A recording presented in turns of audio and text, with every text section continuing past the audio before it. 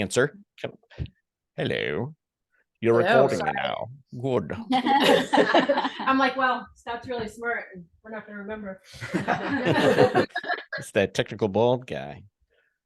So in this case, we know that all three of those sentences are not equal. Like the sun was lying in bed is not as potentially what we're looking for as the sun was shining or the sun was still red, right?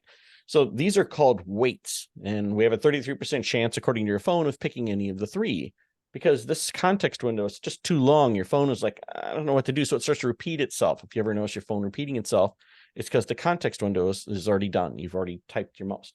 Another word if at the bottom, we have the same situation. The word if occurs twice. So in just one sentence, we have two completely unsolvable problems that a typical phone or any other predictive method we've had up until now gets stuck on.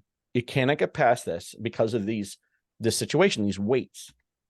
All right, now I'm going to introduce this complicated, I'm just going to do this briefly, but basically the formula for this is that the current word and the word before it, you're going to predict the third word. That's all this is saying, so don't get confused by the current word and the word before it. In other words, like this, early one, morning, the sun. You can see just from that one sentence how your phone has all these different options that was produced by just this one sentence. That means that if you type a 14-character sentence, it looked like this. And your phone can't do that. And this is where technology has been stalled. This is called a gram method, by the way. This is now archaic as of about a year ago. The new method is called a neural network. And it basically means that every word has a weight to every other word, period. So every single word that we have in this whole model has a weight to every other word. So you can get to all the words along the bottom, again, from that same Bob Dylan song. To get to the word red, we have to figure out which are the most likely words to do so. And to do that, we train it. We show it sentences, we show it books, we show it the internet, we show it everything until it can kind of match that. Now, if we don't have a very big training set, let's say we just have what we have here, we can't do it alphabetically because like the word apex and zenith mean the same thing, but they're 56,000 words different in the dictionary. So we do it with this really cool graph. And we're going to come back to this graph later when we talk about how the vision model works. Notice that apex and zenith are close to each other. That means that all the other words that are close to each other all kind of exist in that same little area.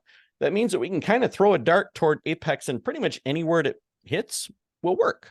And this is one of the beautiful things about the way ChatGPT works is it isn't going to give you a specific word. It's going to give a word that's close enough that it's within this graph.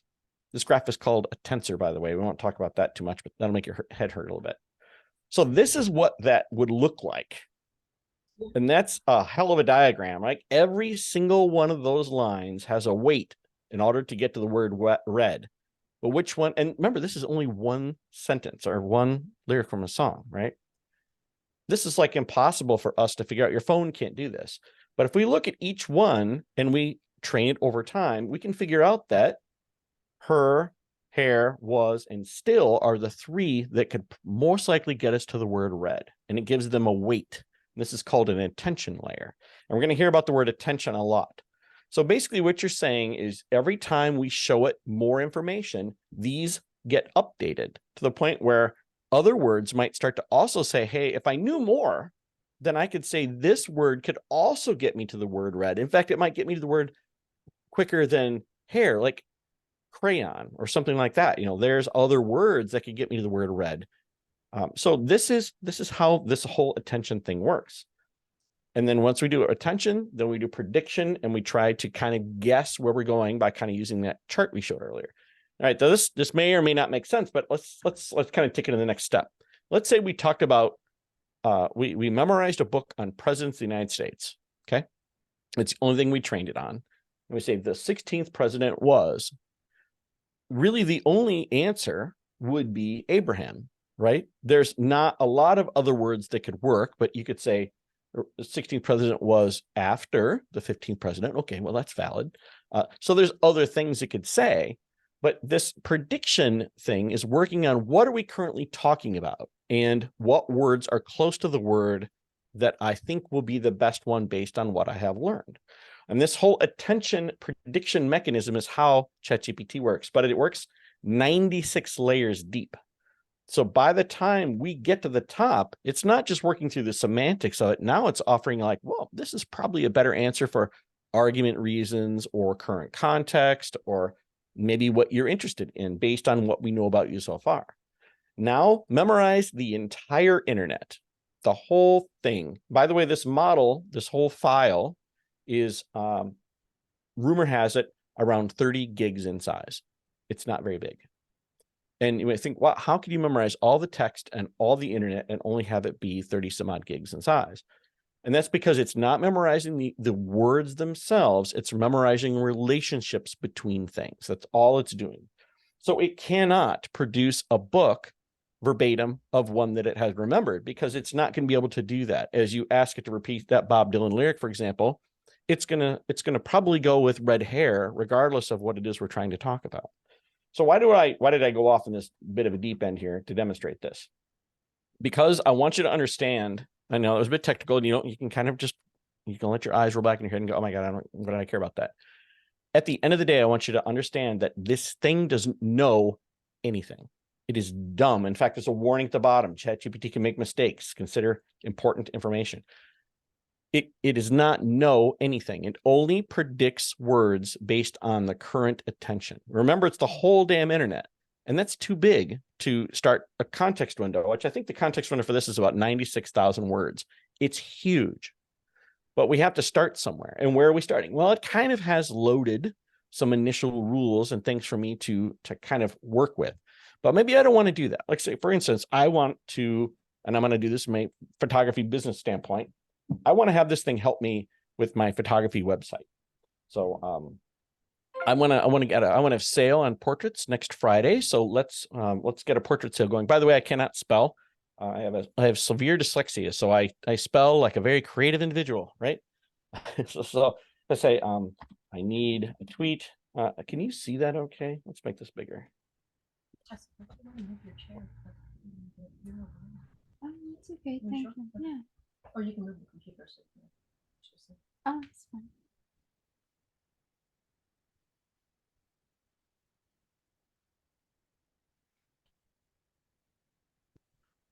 Okay, so it gave me one. And by the way, this one will never occur ever again. If you ask it, it'll come up different, because there's also noise that's happening, kind of like when you use like generate noise in Photoshop.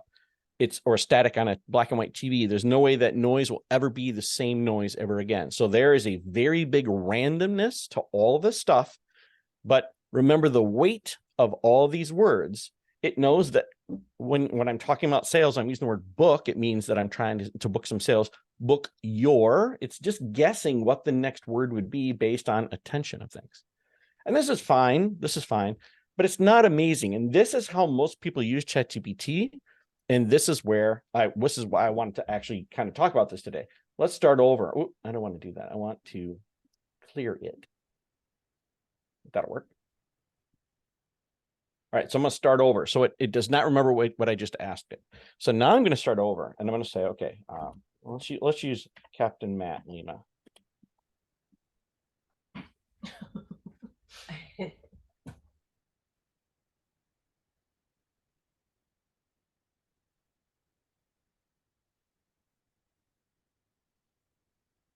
You. Yeah, Think about that. That's a place. Mm-hmm. Wow. Yeah, we're in the studio. Oh, okay. Oh, you guys just sell it? Mhm. Okay. Yeah, that does a what? Oh. I went to one of his box universities. Yeah. Yeah. Studio's awesome. He's probably bigger and has more stuff now. Yeah. He didn't get rid of it. Did you just put like a beetle bug in there or something? Yeah. Got a beetle if you have to one. Love that. Did you see his big pencils?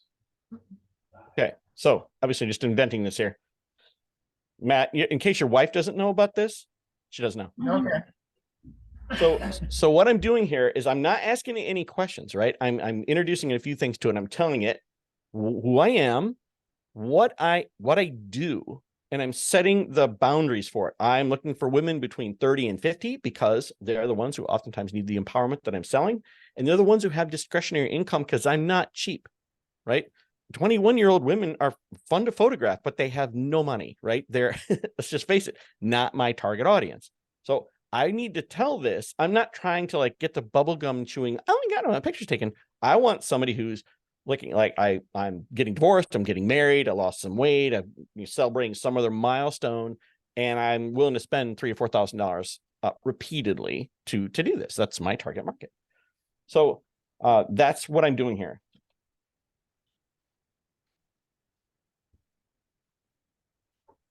Okay, that's going to tell me a bunch of stuff about how I could probably improve my business. I really don't care about any of this, right? Because it's just guessing at this point. Okay.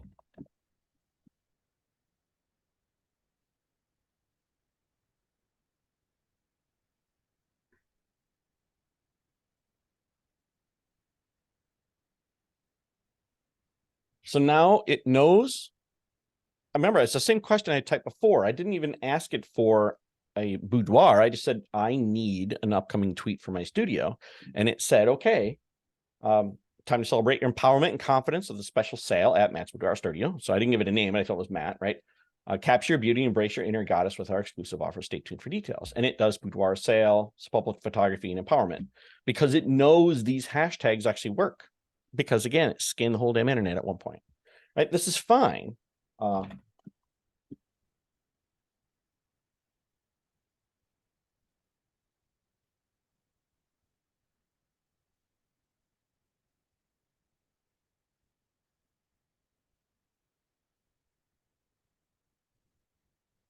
I like to think of this thing as like my secret agent that knows all the information that's on the world, and it's like my friend I can talk to and ask questions about. And it appears to be stuck. There we go. Yeah. Whoa. So price concerns. High-end photography service can be expensive. Potential client may be hesitant due to cost. They might reject your services or feel behind their budget. To address the objections, emphasize the value of your quality of your work and consider offering flexible payment options, right? Privacy and security. And the last one, body image and insecurities. So, okay, all right.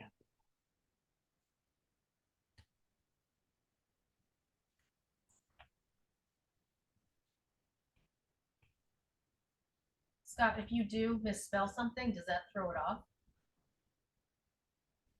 Sorry? If you misspell something, does it throw off the chat GPT? If I try and sell just- something? If you misspell it, No. Because it understands, again, most spelling.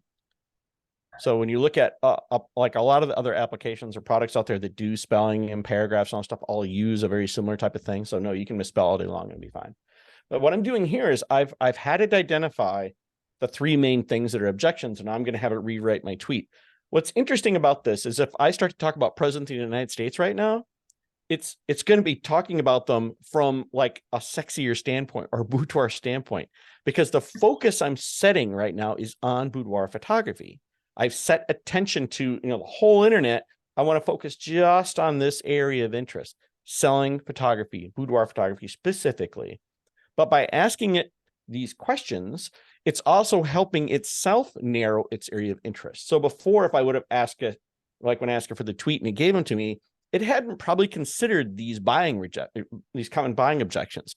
But now I've asked it, what are the top three? And it told me, now I can go back and say, now rewrite the tweet. And it will use that information that it gave itself to rewrite the tweet.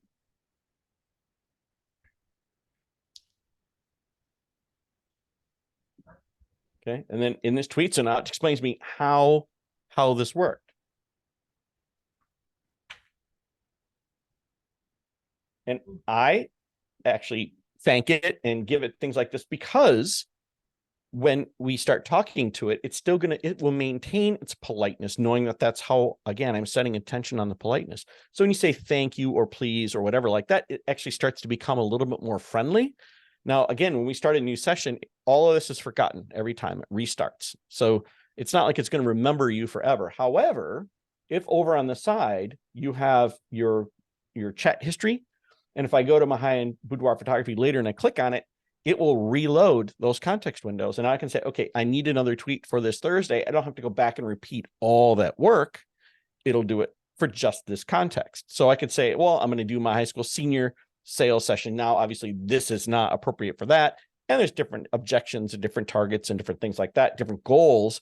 I need to educate it as to what is important to me so that it sets attention on those items specifically. Once attention is set, you have turned this thing into a rock star of information. Now, there's a lot of other things you can do with it too, and I won't go into them because we don't have a lot of time. But one of the more common ones is it's called chain of thought. And it basically is like a story problem where you'd say, here's my question. I have this, this, this, and this, and this, and this. And then you say, okay, here's my answer. And you would answer it the way that you would want it answered. So you basically ask your own question, and then you answered it the way you wanted it answered. Then you would do another question, and you hit A and colon, like you were going to answer it, but then you'd hit enter, and it would continue answering, but using the same way you answered the above question. So you're showing it, this is how my question, answer is to be done. And when I ask you a question, you're going to go ahead and answer it, and it'll continue to use your voice and your methods to solve those questions. So that chain of thought thing is very powerful. And again, once you got the context of that set, you can continue to use this and it'll always work. So now we have this, but we again, once context is set, we can do anything we want to.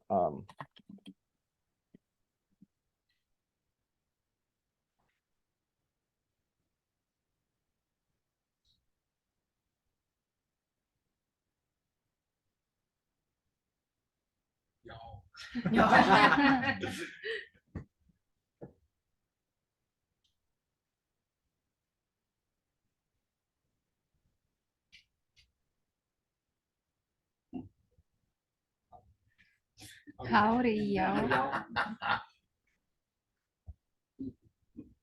Sweet tea in the summer porch.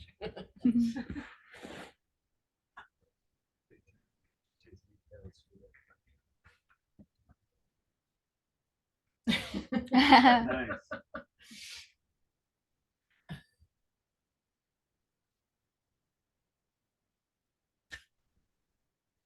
Oh, geez.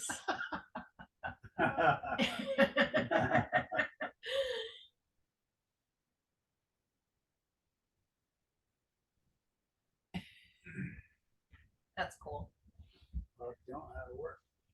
Wow, Yeah, that's nice.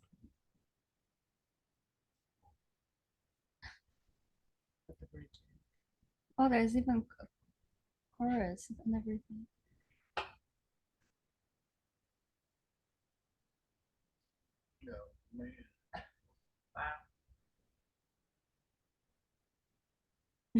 Wow.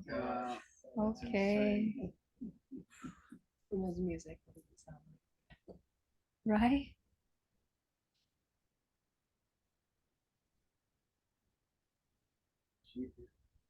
Yeah.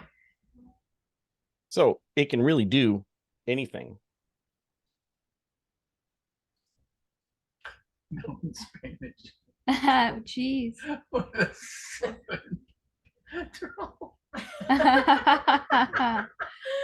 Oh, man.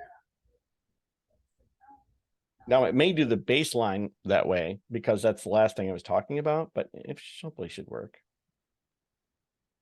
I'm waiting for Chat GPT to say, "Oh, come on, Scott." Stop it.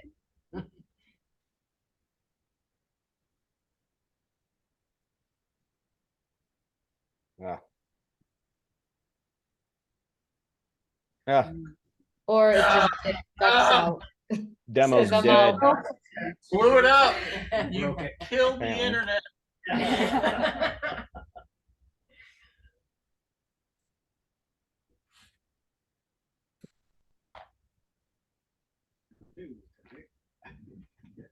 There we go. There it is. Oh, in Spanish? Now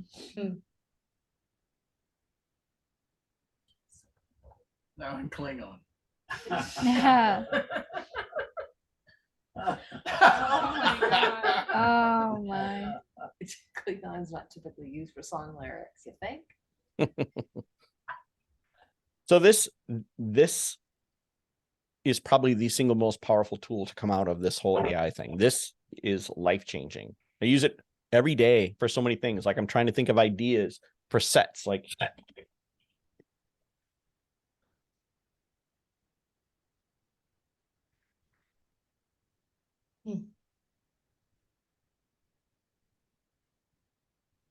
Now, is ChatGPT a paid app or the different? I don't know anything about it. it's $20 a month.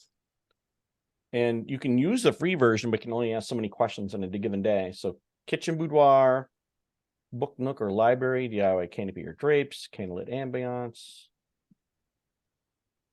realistic wall, cozy couch setting. So it can give you ideas. I mean, I use this all the time for ideas. I'm trying to think of names for things. My daughter wanted to start making soap and selling it on the side.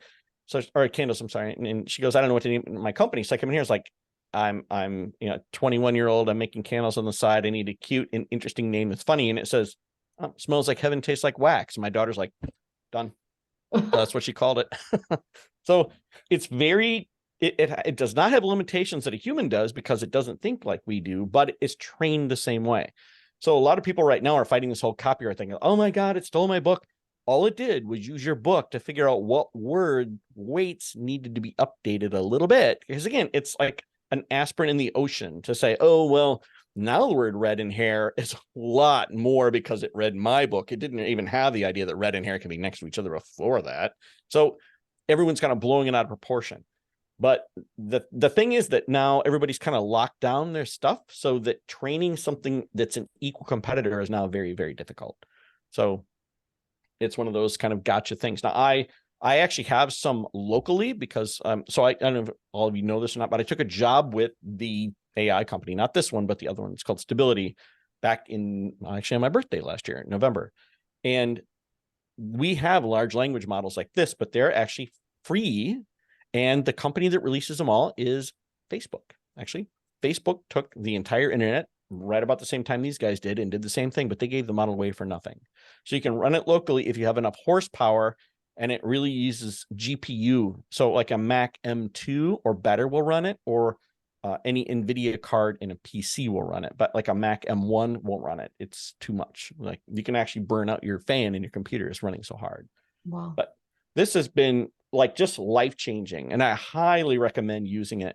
Again, I use it for brainstorming. I use it for just trying to get around creative blocks or things like that. And you can ask it to do all kinds of crazy stuff. So it can, I mean, there's actually image updates to this coming that are not really public yet, but you could take a picture of the inside of your refrigerator and say, what can I make for dinner? And it will give you recipe ideas.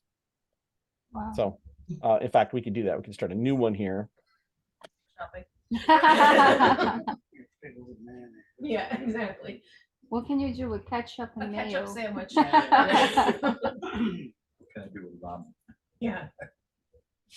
I'm broke this week. Avocados.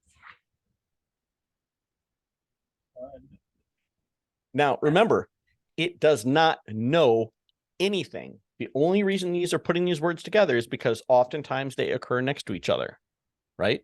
So the context of this recipe, it's being glued together with the other parts of the recipe to create something, and it'll give it to you. Yeah, So there's a gluten-free avocado chocolate chip cookie if you ever wanted one. Now you have it, right? You can use it for a lot of things. And again, we talked about that chain of thought, question, answer, can actually help you, because when you're talking to this thing, like you saw it kind of, it's actually thinking as it's taking time to type those words out. And you can actually tell it to double check itself before it answers, because in a lot of cases, it will just make up stuff. Like, for example, there's a lawyer recently got in big trouble for it. He said, I need 10 cases where this was the situation and this was the outcome. Well, there were only 8, but it made up 2 more. So he had 10. Because it doesn't know, it didn't say they must be factual. But again, it doesn't know anything. In fact, asking it to do math is kind of funny because it doesn't understand math at all. It just knows that when you say 2 + 2 =, that normally is followed by the number 4, unless you've read 1984, in which case it might be 5. So it really doesn't know anything. It's just gluing stuff together in the context window. So This seems really dangerous, no? Yeah, it's actually very, very What's your- cool. Let's use my boudoir website here. So I'm going to take my lead paragraph. I'm going to go back. I'm going to go back to this one here. Okay. I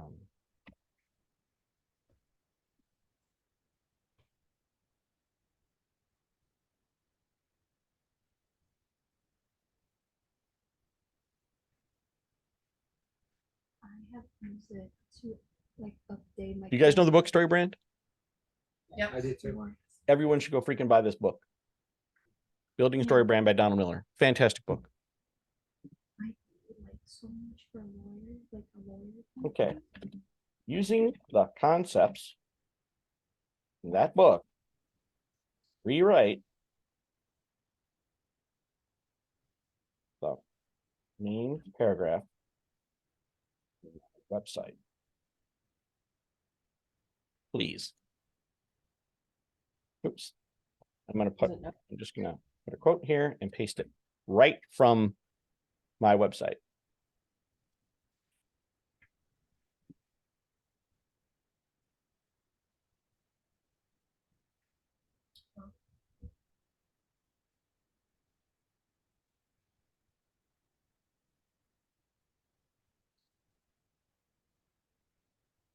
So if you've ever read that book, it's fantastic because it introduces concepts like having a villain in your story. Like you say, hey, yeah, I take beautiful pictures of people. Okay, so does everybody else. Oh, but I do it before it's too late. You know, like that whole, like, you only have 18 Christmases with your kids before they move out. Remember.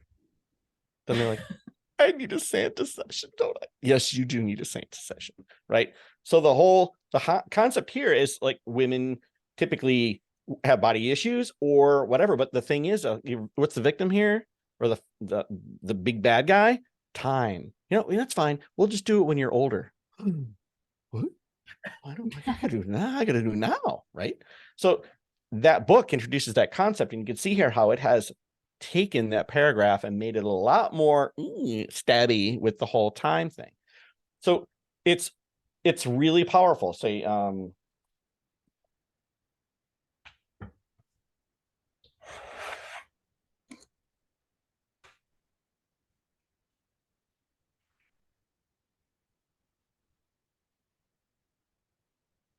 now it's going to work in some of the buyer's objections that we identified earlier. So now I have a much more interesting paragraph that addresses the buyer's objections. It uses the strategies that outlined in that book. And it's using my language because I pasted my writing in there and it just kind of took it and influenced it a bit. So I think this is gold. And now I can say,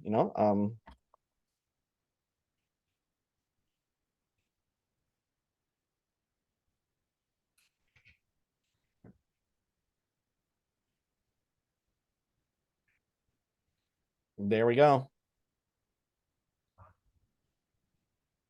But what's beautiful about this is, remember, it knows who I am, my studio, my target market, my target age group, and buyer's rejections, right? So it should also use those in this context to come up with something that's better. So, and I can do this constantly. Say,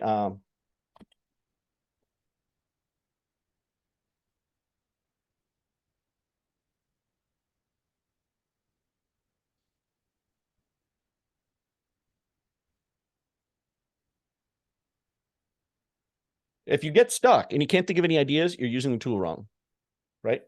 If you don't have an idea, ask it.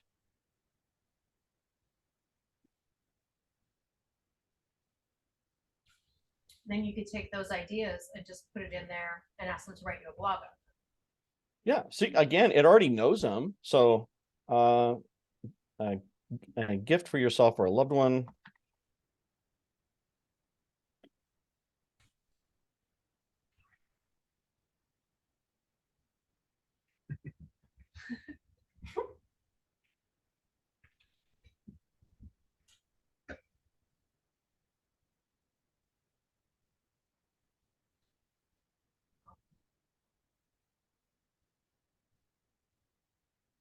So you can have it work you through. You can explain to it, I don't know how to do that. Like, I don't know how to pose. Like,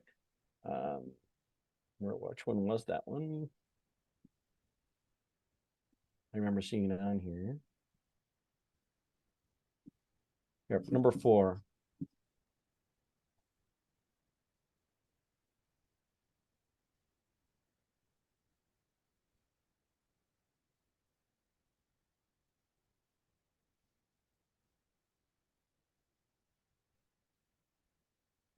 Now remember, it does not know anything. So you have to sanity check these. But it's also a point of departure. Again, you make it yours. Take this.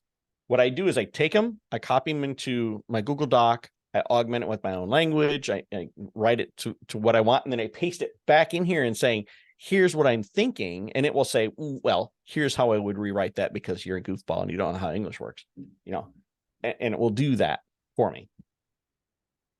So I think this is a life-changing tool. I use it all the time, just for all kinds of stuff. And it knows all the programming languages too. So say,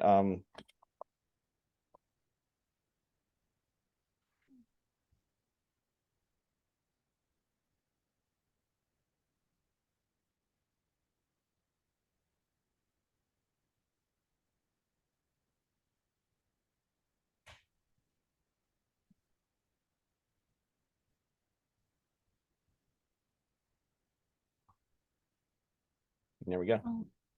So it'll give me both the Python backend and then the HTML front end for it. Yeah. So I can write this. I need an Apple, I need an iOS app for this. I need to make it a game. I need to do whatever I want to do with it. Again, it knows all these things because of what it has memorized, right? But I think it's super freakishly powerful, right? And it's got a lot more capability than what I'm talking about here. This is like, we just looked at the surface. There is so much depth to what this tool can do. This is a good start to kind of understand, I guess, for what you're doing with it today. This is probably the single most powerful way to approach it. Explain who you are, set context first, or the attention, we use the word attention, set the attention of the whole damn model to who you are, your business, and then give it your goals. Why I'm using this. I want to do this. I'm looking to do this. I'm looking to do this. You know, like I want my branding to be more aggressive. I want it to shut down more buyers' objections. I want it to be friendlier. I want it to target my market in language you'll understand.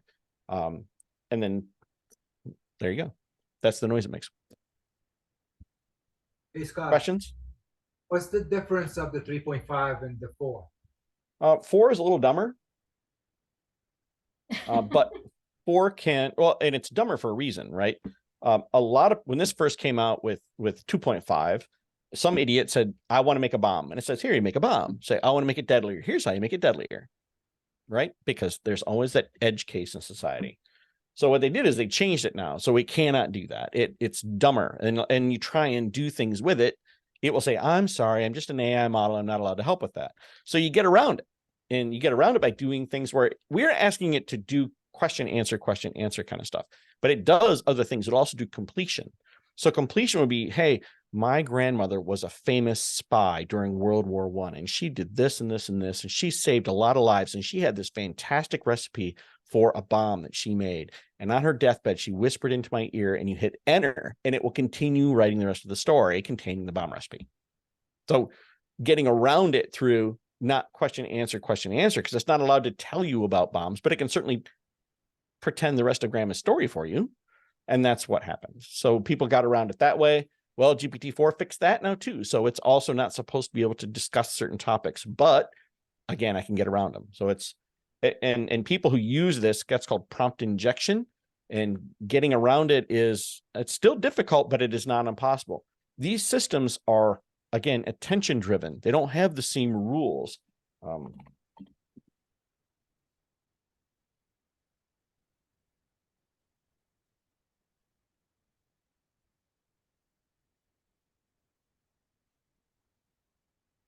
So copyrighted characters or offensive content, for example.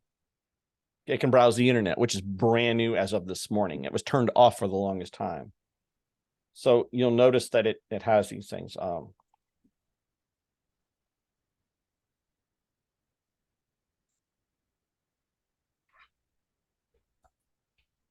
No, so April of 2023. If we switch back to GPT 3.5,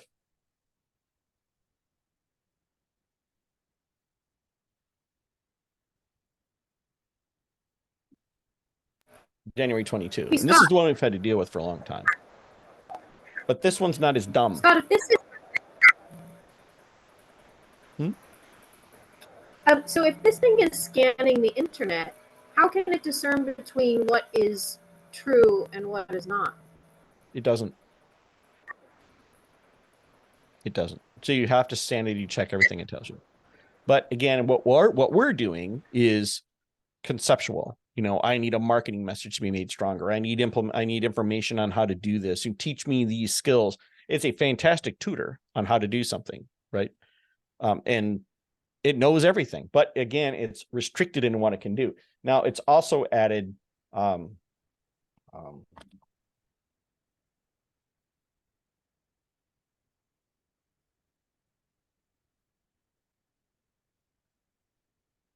just card background.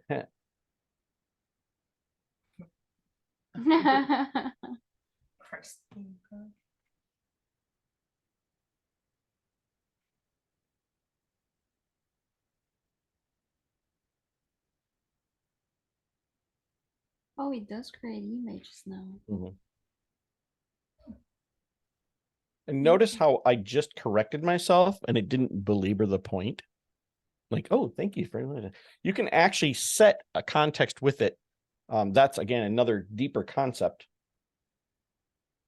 Oh, Nice. Christmas card theme background for a card, snowy landscape, evergreens, warm cottage, blah blah blah blah blah. And you can download it if it meets your needs. Okay, Is it so hard? that brings us to our transition to the next part. Scott, one question. Are other servers capturing what people are typing in? Absolutely.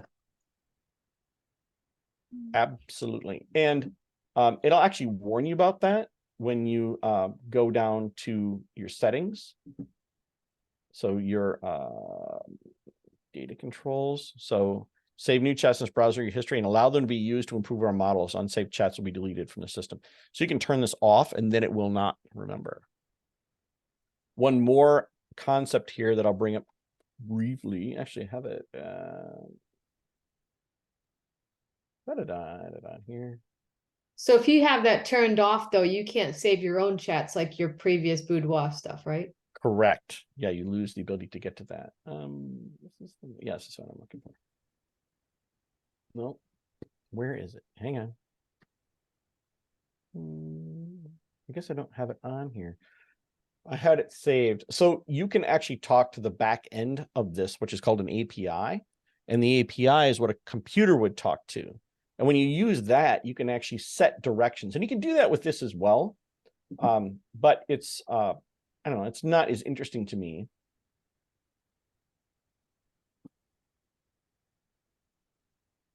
So you can customize it. So when you customize it, you're giving it directives. You're saying, this is the type of person I am. This is my type of studio and whatever. And everything you talk about is going to be in the context, right?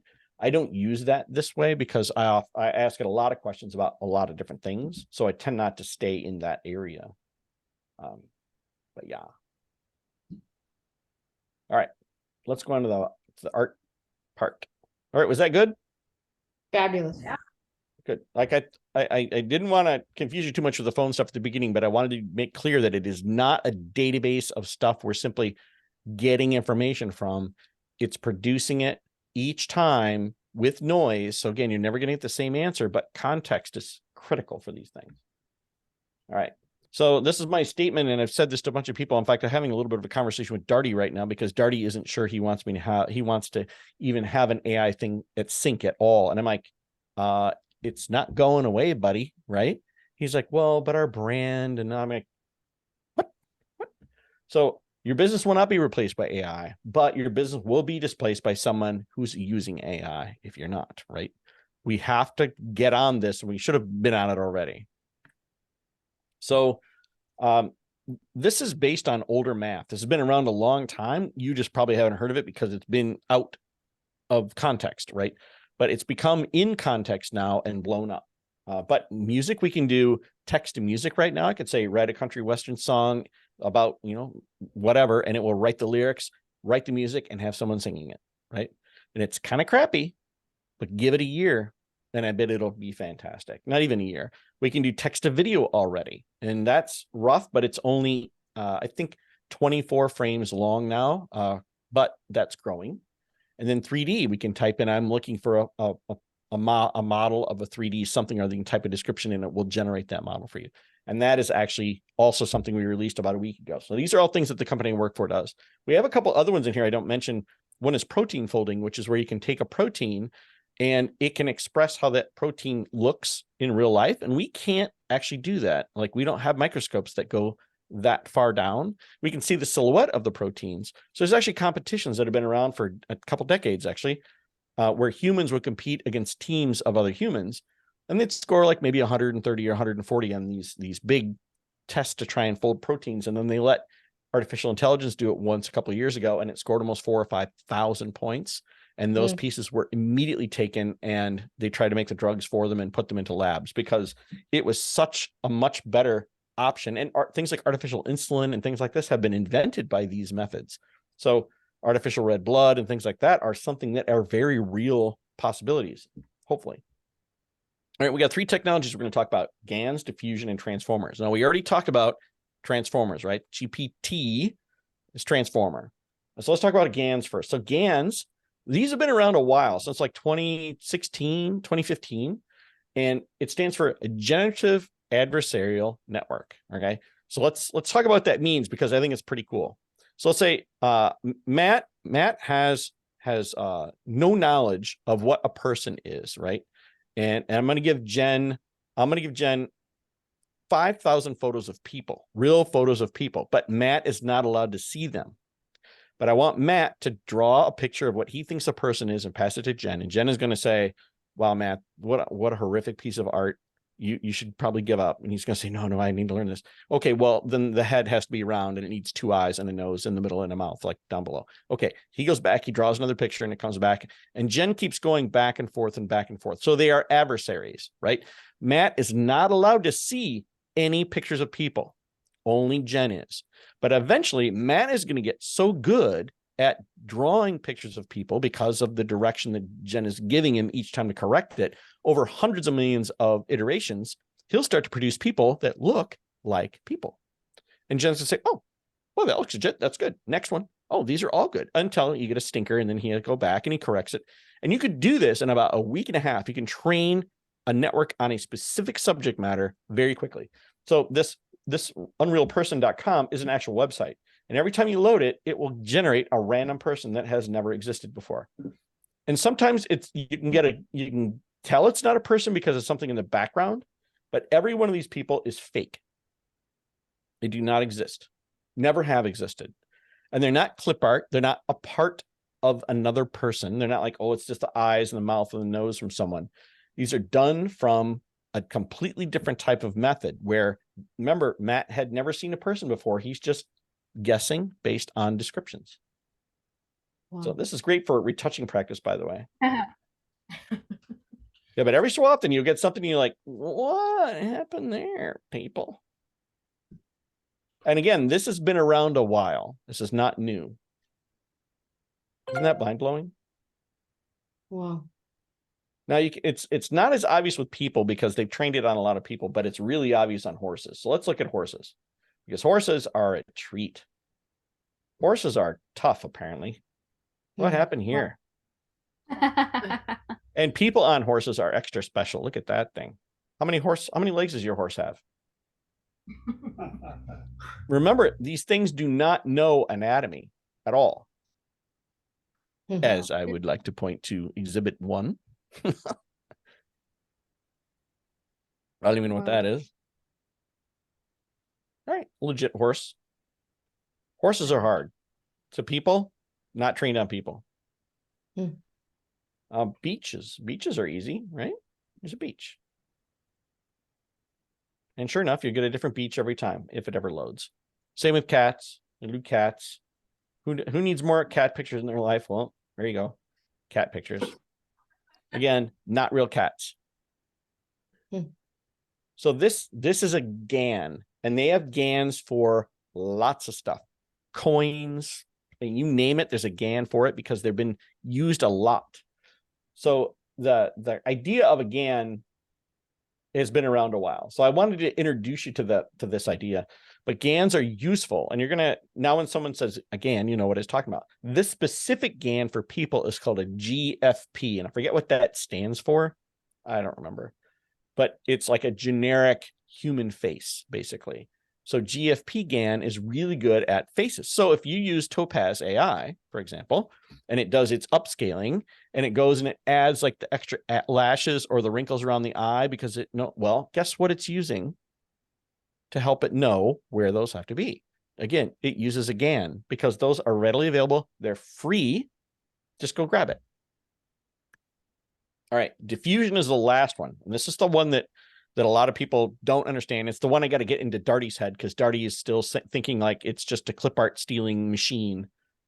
So diffusion works on, it's actually an older engineering method where it's called non-equilibrium of thermodynamics. Basically, it means that if you drop something into something, it will diffuse over time. And my example is an ink drop in water. So if you drop an ink drop in water, and this has been about 15 seconds, can you tell me where the original ink drop came from? Probably, right? You could say, well, I guess maybe he flipped the picture upside down and it looks like it came from the bottom, right? Okay, so let's predict, let's work our way backward by removing these distractions, this noise, and trying to work our way backward. And that's what diffusion is. Now, if I let this sit this a week, for example, could you tell me where the ink drop came from? No, it'd be all gray. It would be all diffused. And that's what we have. That's what we're starting with when we do this kind of thing.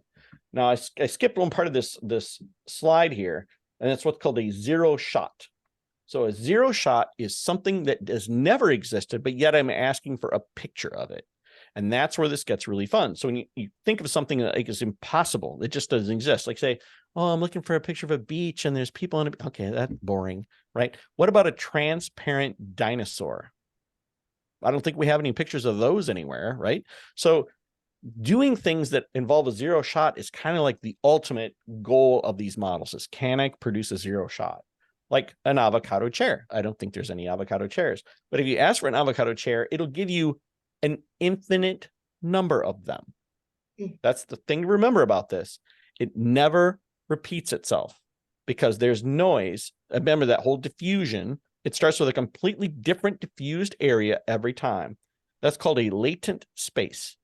And it starts with a brand new noise every single image. So every single avocado chair we get will be a different avocado chair forever. You'll never get the same one twice. So the major players today, midjourney.com is probably the one that most people are familiar with. It's not simple to use because you have to get in through Discord, which is kind of a pain in the ass. Stable Diffusion, that's the company I work for. I work for Stability. DALL-E 2 and Crayon are all ChatGPT. The same company makes those, OpenAI. And then Disco Diffusion is actually from like 2018, 2019.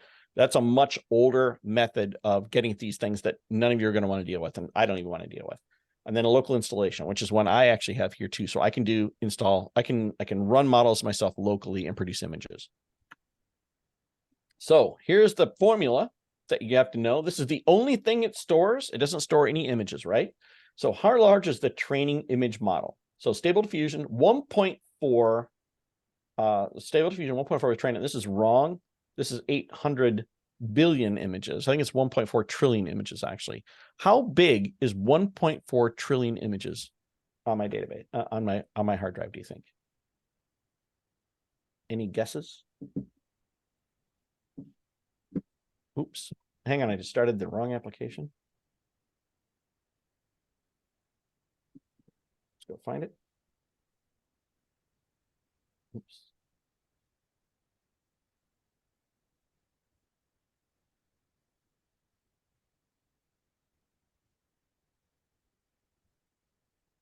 .7 gig. That's the entire internet is 6.7 gig. Do you think any images are in a file that size? I mean, how big is a typical photo shoot? Or how big is one image from a photo shoot, right? So for 1.8 trillion images or whatever it is to sit on my hard drive is only 6.7 gig in size. So we're not storing any images at all. It doesn't do that. What it's doing is it's storing the answer to this formula. And how it does that is it takes a picture. So it scanned the whole internet and it took all the pictures from the internet, everything it could find, just like ChatGPT did. And it did is it went, okay, this is a dog with a flower in its mouth. It's a dog sitting on the ground, some pavers, gravel. It tries to explain it using words and then it adds noise and it says the same thing to itself. Then it adds more noise and it says the same thing, adds more noise, says the same thing. And then eventually this noise here, all this noise is added with that formula. So it knows the formula of this noise and says, this is still a dog with a flower in its mouth sitting on the ground. So it can start with noise and it can work its way backwards to say, I need a picture of a dog. And it will try and find the dog in this noise. Very similar to how you would look up at the sky and say, oh, do you see that car or that dinosaur or whatever? You're trying to find, oh yeah, I guess I see there, that could be the nose. And oh yeah, here be the ear and the eye. Yeah, I know it is because I know what a dog looks like, not a specific dog. So I can't say, hey, I want that dog from this piece of art that guy did in a museum because he feels that we took his picture. His picture might be in here, but again, it's like an aspirin in the ocean. It just knows how dogs look. And that dog is just another dog of the maybe 30 or 40 pictures of dogs on the internet, something like that, right? 30 or 40. So That's it's just pareidolia times a million. yeah, exactly. So it's inconsequential, but all that stuff fits in a file that's less than 7 gig. And that's everything. That's eyeballs and jewelry and dogs and things that don't exist, that zero shot concept. And this is a picture of what that latent space would look like. So like people would be over here and dogs would be over here because they're very different from people. And then concept in the middle would be things like crowns, for example. So like a man and woman would probably be very close because they're very similar, right? Versus a man and say a giraffe, but a man and a woman are very similar. But if they're near the word crown, a man plus a crown would be a king, right? And a man plus a woman would be a queen. So working inside of this latent space to try and find the picture we're looking for is really a matter of math. It's like that graph I showed earlier where apex and zenith are close to each other. You could throw a dart somewhere near there and it'd work. And that's kind of the idea here. If I'm trying to find this noise, the number of steps I take to get there mathematically, this is called sampling, is how accurate I want it to be. Like, what is that? It looks like a rock star, right? Some sort of, maybe this is why we have to be nice to the world. So we leave a nice place for Keith Richards when we're all gone. This kind of guy. But after say middle of the road, this is where we get each of these is not a real person. And it's the same person, but it's how long do we want to stand and do math? Like this one's probably pretty good. We could just stop here. And this is probably a pretty quick picture. But if we use this example, we're going to throw in a dart here. We have men on this side and there's a woman over here, right? So it's kind of like, where do you want to? So you got blonde on one side, the brunette on the other side. Your dart anywhere in here. It'd be a man, it could be a woman, it could be blonde, it could be brunette. None of these people exist because you see it's kind of the same face. It's just subtly shifted a little bit within that latent space, that little wiggling of that location. I was trying to represent it here and try and show like how the math actually works, but no one cares. But and then what you do at the end is you run it through again to fix the eyes, the nose, the mouth so that it isn't wonky, because that was one of the first things we had with this. Let's set the Wayback Machine back to about October of last year. So this has not even been a year yet. And this one this one went viral. This I typed in and I said, the last selfie taken on Earth. And I was just floored by how good that was. I mean, that came out of nowhere. It's again, a zero shot concept. No face, but the burning buildings in the background and the fact it's a selfie angle, I was blown away. I got another picture from that same set that I thought was impressive, but this one was so cool to me. But you see, it doesn't understand how faces work yet. In fact, it's trying to draw another face here. But this one, even though it's wonky, I still like this one. Like there's something about this aesthetic that still appeals to me. In fact, I still like this picture. I got to fix her eye, but It's still possible. Move forward just a little bit in time. This is like a month later. And I'm already doing like Alice in Wonderland studies. I did a whole bunch of these. This was the 7 Deadly Sins. I did greed here. And I actually photoshopped in a client's face. I actually seen another client here, but I left the body as to what was generated. Now I did add some additional leaves to this because I like Photoshop and I have a lot of overlays and I enjoy the playing around in there. So I fiddled with this. And I also redid the hand. I just painted the hand in because it was wonky. So I'm enjoying the process. Now, this is actually some more from that same Alice in Wonderland. What is that? I don't know, but I love it. Same with this. This is just weird, but I really like that art style or whatever it is. And you can see the face is still kind of wonky. This is before someone had the bright idea of starting to introduce that GFP GAN into the formula, into the mix. But none of these are pictures that exist. And every time you ask for this same picture, you will get a different picture. You will never, ever, ever get the same picture twice. Not possible. And you see here the same thing. This is about a couple of weeks later. Still doesn't quite understand eyes or whatever, but it's starting to understand, say, flowing robes. This aesthetic is fantastic to me. I was really happy. And you'll see some of these things are signed, and they're not signed by an artist. Oftentimes, it's just words from the prompt, and it wrote them in the corner. Just like you. If I ask you, why do you write your name in the corner? It's, well, because that's what everybody else does. Well, it's all that. So it writes things in the corner because that's what everybody else does. It doesn't know anything. It just simply does what it's told to do. This is a few months later. I'm doing cyborgs and the streets of New York kind of thing. But even like the little volumetric flecks of dust and what have you, I just thought this was fantastically well done. All the detail in and around this, again, things that do not exist. It just understands when I say intaglio, steampunk, woman, high fashion, New York. And I think I use things like lomography because I wanted a very low amount of color saturation. I was getting this and I was very happy with it. I also have a whole study of the Captain Nemo, the Nautilus ship, the Wonderful of Wonders. It's supposed to be a museum itself containing works of art that Captain Nemo had collected. And I was trying to do like, what would that look like as it came out of a dry dock? And this is actually many, many, many pictures glued together. So I think the original picture was like about this big. And the end, this is about 9,000 pixels by, I think, 7,000 pixels. So this is all AI.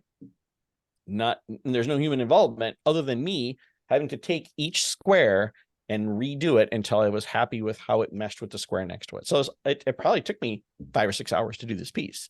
So it isn't like I typed it in and I got an answer and like, oh, okay, I can sell this. And someone's like, but you didn't make it. I sure as hell did make it. It took me a long ass time to do it too. And I actually sold a few of these. Like, I like this picture. I actually might get this picture printed anyway. Then I started doing other ones. Like, what would it look like if I combine like steampunk and a ship that's like sails, but it isn't? Like, this ship makes absolutely no sense, but I still think it's awesome. And this stormy sea, like what's going on back here? It's the hints of things that I think is so interesting in these. And then this one here, if you were at Shutterfest last year, you saw this background without the woman in it. I really think this is a great background to shoot on. And I got the idea from this picture here. Same with this one. Again, these are all that started small and I just kept building them out until I got something that I love. So they took a while. And then this is how I'm actually using it to help with the portrait photography business. So why am I talking about AI and text to imagery to photographers? Well, here's a really good example. So I'm a body painter. So I painted this very simple gold body paint and she's on a gray sweep and it is boring. It's fine. It's well lit. It like the pose. It's got nice lighting and shadows and everything about it is nice. But is it worthy of a wall? No, not really. And let's admit it. I could put it in a book along with all the other ones I took. But what I did is I took this and I just kind of genericized it and said gold splashes of paint, luxury, strings, things like this. And it gave me, I must have had 30 or 40 images like this. And I just took and photoshopped pieces of these and glued them into here. That's what I did. So I basically just kind of created this piece from that. It is not a one-stop shop, but now this is wall art worthy. Definitely wall art worthy. In fact, it is wall art. I sold it. But before it wasn't. So this has helped me substantially. And I've done it a few times. This is when I did it in Austin. Did this one live. So the model, beautiful model. I didn't even retouch her skin. Like, that's how good she was. She was just fantastic. And there was a shower curtain with some horrific, like, dollar store wings. If dollar store made wings, that's what they had. And she's standing in front of it. And so I did is I dragged it into AI. And now AI has a couple of rules. One is it will not take a person's face and make that person look like that person, right? It doesn't do that. And it does that for safety reasons, because you can, like, if we're in a presidential competition, time of year, you do not want to see pictures of Joe Biden playing poker with, Putin, for example, because that would go viral. So how do you prevent that? Well, you could always do that with Photoshop. So it's not like anything magical was just invented. But what we want to do is we want to make it more difficult. We don't want to make it something someone can just fake. So to prevent those types of fakes, it will mess things up. Well, that and the fact it doesn't understand anatomy still. So she's got how many fingers on one hand and lost a finger on this side. But what I was focusing on was the wings in the background. Now, I don't have the raw picture here, but I did this a few times and I ended up getting wings that I liked in the background here. And then I simply added another overlay of some leaves is what I meant to say. Some leaves to go over this to kind of add that depth of field that I like in my imagery. And I think this, at the end, this is, again, wall art worthy piece of work, where originally it was horrible. Well, it wasn't horrible, but she was just standing in front of a cheap white backdrop with wrinkles in it and some horrible wings. So it was this combination of taking this back and forth until I get the assets I need in order to Photoshop them together. And I did these at Texas School last year. So Texas School this year, we're not going to shoot it all. We're going to have people bring images in, and I'm actually going to bring some of my own images in case they don't want to bring any of their own. And we're going to learn how to do all this stuff with advanced compositing. So we're going to do AI, Photoshop compositing, and then marrying the two together. So by the time we leave, we should be experts at really leveraging this technology. But this is a body paint that I did in my studio, and it was fine. Again, she's sitting on the floor, and it's lit from behind with a pink gel, and she's downlit with a blue beauty dish. And it was fine. It wasn't wall art worthy, but rendering this background, this cityscape, and then adding, again, this light was added later, as well as some of these little flecks and bits of volumetric to, again, add that depth of field that I like. This image is now, I think, a fantastic image. And then this is Jennifer, who's a photographer actually in the Texas area. And she was sitting on a carpet that had been stretched, I think, just after the earth cooled. It was horrific. And it was just, the background was all undulational and it just looked terrible. So when I got back, I took it and again, I just generated some flowers and then just Photoshopped her into it. I think it looked great. And then I've done some really some outrageous things like this one here. This is all AI here on this side. And I would never have lit that. I would never have thought of that. So to me, the biggest part of AI, my favorite part of AI, is the ideation part, the part that gives you the wild ideas you never would have come up with. That's really where this thing to me shines. Yeah, just fantastic. Of the painterly effect, the whatever type of effect you're looking for. I even like how it took and made the breasts into the lights there. I was like, well, that was really kind of creative. Like, I never would have thought of that, but I just really love how that image came together, and completely different styles as well. Again, these are works, like I added a lot of the volumetrics to this, as well as some of the other aspects light wise to just kind of make these my own. And then some of these, like this one's just pretty much straight out of camera, listen to me, straight out of AI, where I said, I'm looking for a dress made of the ocean. So it put her on the ocean and it made the dress out of the waves, and then it took and did the rest. So some of the later things we're doing now, these are called control nets. I won't go into them too much today because it's kind of a big topic, but you can take something static like this and we can negotiate it further. Like I can say, hold the forms, but I want to go more into a castle or maybe more into mushrooms. And you still see it's the same image. It's still holding the same areas, but I'm able to manipulate it forward using concepts. And I can do this now way more accurately than I could before. I can do some freakishly cool stuff. That's just, I need to update this slide to show some of the newer stuff, but it's a little bit of a tall order. So I thought we'd do a few of those in here. And as you have questions, feel free to throw them out there. I'm going to go here. I'm going to need a prompt. So this is Midjourney. This is Midjourney. So I was working on some newspaper dresses ideas or dresses made out of magazines because I want to make one, but I wasn't sure like how to do some of the bodice parts or the hats, and I was just doing different random stuff. So go ahead and give me one. What do you think? Oh,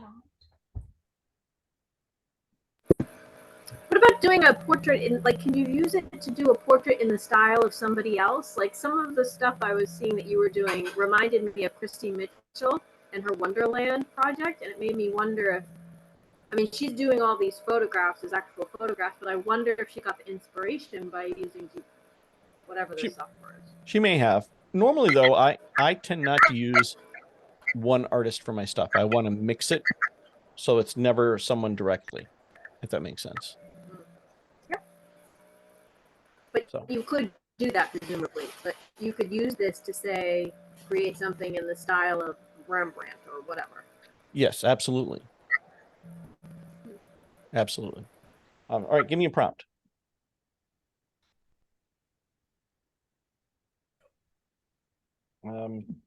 Scott. Yeah. No, go ahead. We're all just smoked. Black ice cream.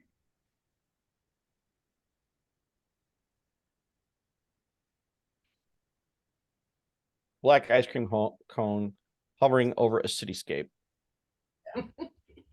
We're gonna do this as an aspect ratio of 3:2, so it'll be wider than taller. Oops. It is not very friendly with syntax. So if you are missing spaces or things like that, you can run into situations. Now, what's going to do is it's going to create a noise, 4 noises, and it's going to try and find this scene in those 4 noises. So again, it's not copying and pasting anybody's work. It's not doing anything. It's starting from scratch each time to try and find what it's looking for. And it's going to see that over time, it's trying to resolve the image as it's building it forward.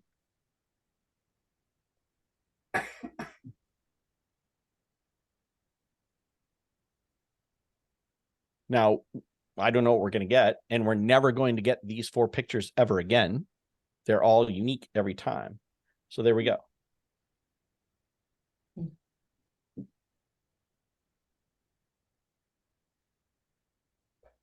That's cool. So we've got number 1, 2, number 3, and number 4. Which one do you guys like the best? 3. This one? Yeah. That's my least favorite. But that's why we're artists, right? All right, let me close some windows here. Because that looks like it was photoshopped. So what we can do is we can take number 3 here and we can upscale it, which means it will make it bigger and add detail. Again, just like Topaz AI is doing and all these other products out there. Or we can ask for variations on the themes. Like this one's okay, but give me some variations on that. So it's going to give me variations. So is there anything you want to change about the prompt? Excuse me, they're going to be slight changes. They're not going to be big overwhelming. I didn't mean ice cream. I meant, Gerald Ford. You can't do that. It's not going to understand that. But we could add any minor things. Like Chicago City, a cherry on top.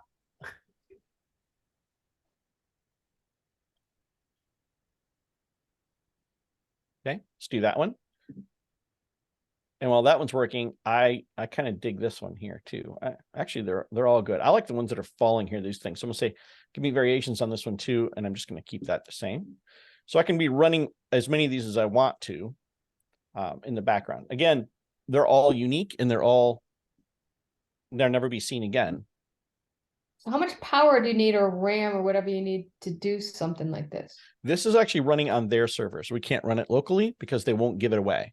Like I pay $40 a month for this or $30 a month for this. So and you can do all this, but we can't do all this. I can't do it either for Midjourney. Midjourney is Midjourney.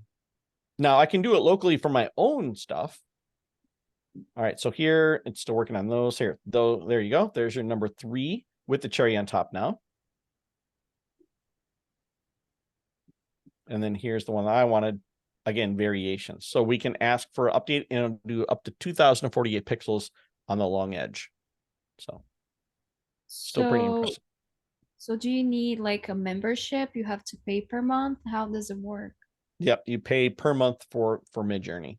So you just go to midjourney.com and it will ask you to log in with Discord, which is its own pain in the ass. And then once you log in, then you put your credit card in, and then you'll have access to talk to the bot, which is what I'm doing now. If we go to Midjourney's server, we can actually walk into one of their channels here, because the Midjourney's thing is that everything is shown to the public unless you're doing private messages, what I'll be doing. So let's pop into the general one channel here, and we'll just see what people are creating.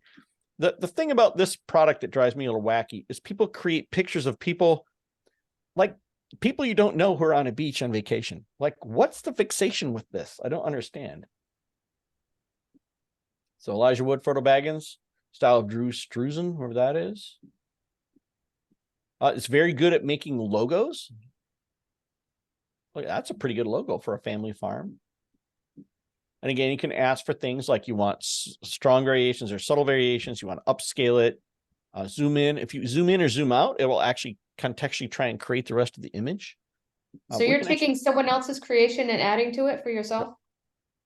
Have I? Oh yeah, you can do that. Oh, well, you just said like that family logo.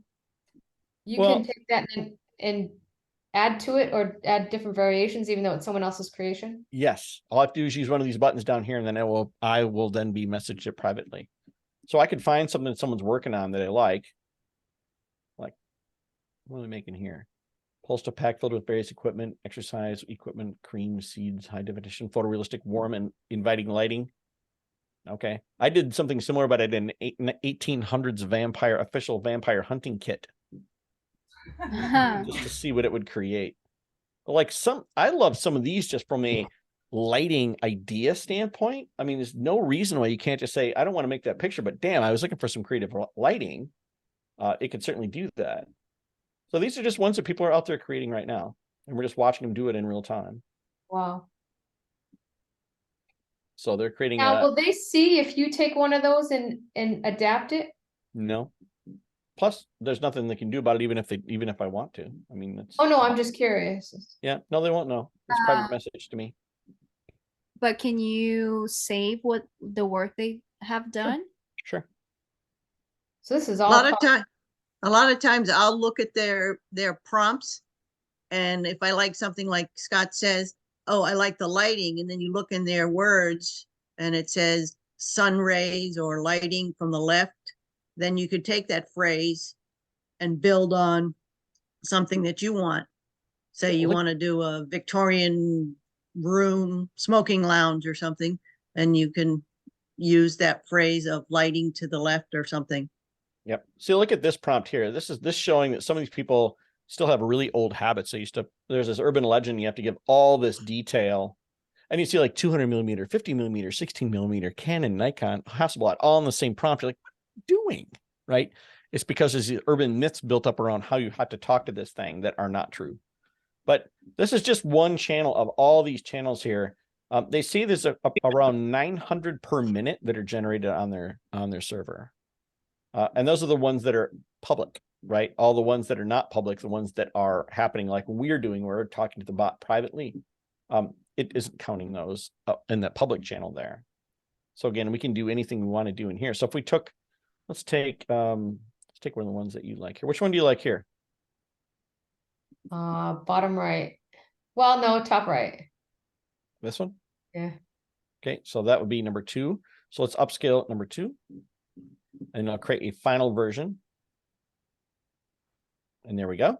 And now we can do things so we can zoom out or zoom in. So if we zoom out, what it will do is try and back up the camera and see what it would look like. Now it is not making the picture bigger, so we're going to lose detail in the middle part, but we'll be able to see contextually around the edges of this.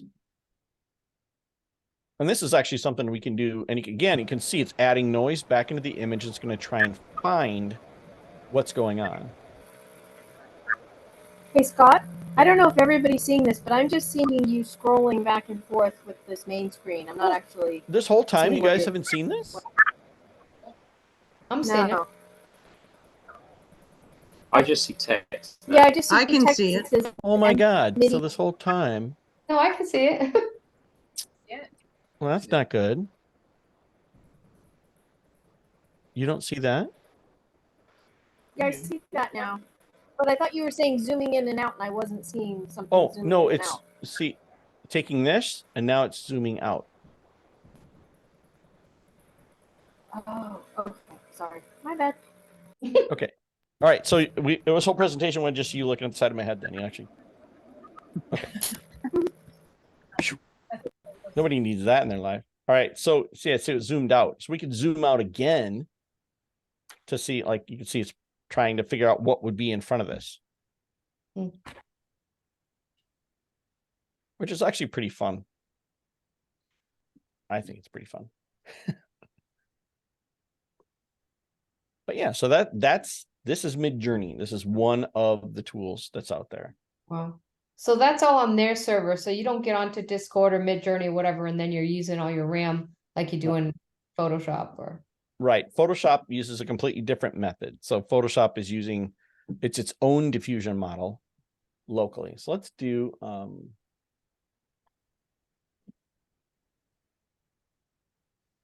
let's find some Indiana Jones here. Images. You're a very good teacher. You're very clear. Oh, thank you. Let's do, can I get a big enough picture? That's not what I want. I'm looking for, I want to complete the rest of the picture. Oh, here's a good one. Let's do this one. Yeah. Yeah, that's what I'm talking about. Can I get that bigger? Yes, I can. We're gonna steal that right now. All right, so let's go into Photoshop here.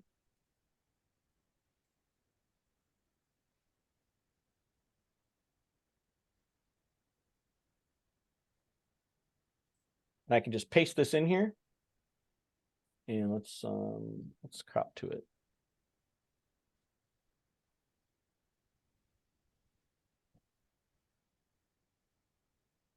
All right, so here's my picture I just stole off the internet. What's going on in this picture? I don't know. Let's find out. Let's take the crop tool and we can apply a crop this way. And as we do it, we can switch it to be a content aware or a generative expand. And we could give it context, but I'm not going to give it. Oh, shit, you can't see what I'm saying. I'm almost did it again. You want to do this. Okay. So I totally took this picture of Indiana Jones here and cropped and then cropped out a little bit. I didn't expect this to actually, I should have double checked with you to make sure you could see what I was seeing. So I just basically stole a picture of Indiana Jones off the web, but I'm doing is I'm cropping outward. We saw it, Scott. Oh, that's That's nice. incredible. So I've got some different options here. I think I like that one, right? Now we can say, okay, I want to crop even more. Oops.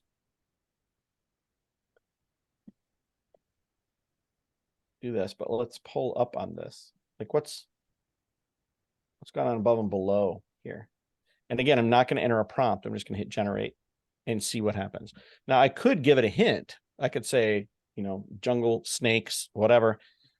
I don't think this is as good as some of the other products out there right now, but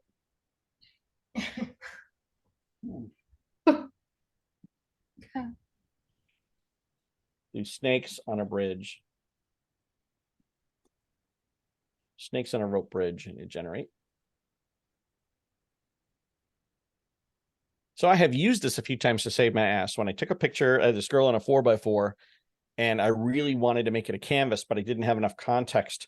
So what I did is I actually zoomed it out a little bit so I could wrap the edges of the canvas. I had to add elbows to one of my daughter's senior photos. We didn't use it, but it worked. Okay, so it's obviously having some difficulties here. So it doesn't do, as I said, it doesn't do anatomy very well, but it's pretty cool at like skies and other stuff. So let's get rid of this and let's go back to here.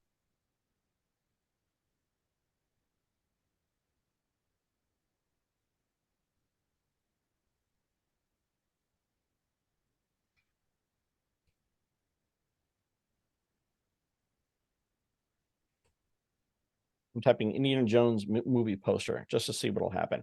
I don't know what's going to happen, by the way. I did not sanity check these before I did them. I just thought it'd be fun.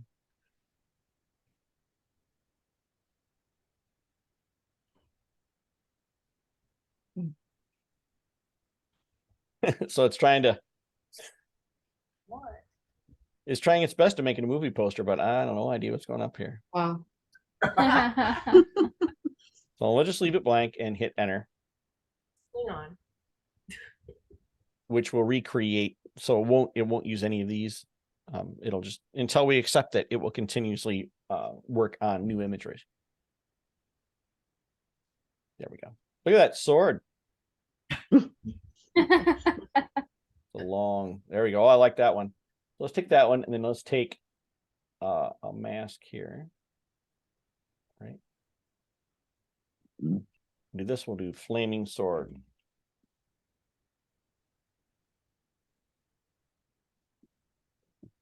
But notice that I cut the sword up the middle. Anytime you have a light source in a shot too, and you want to maintain a light source, make sure that you leave a hole in that mask, because then it'll try and work out, oh, well, that has to stay in the shot. It'll figure out how to make it contextual. That didn't work. That didn't work. That's interesting. Whatever that is, that could hurt you.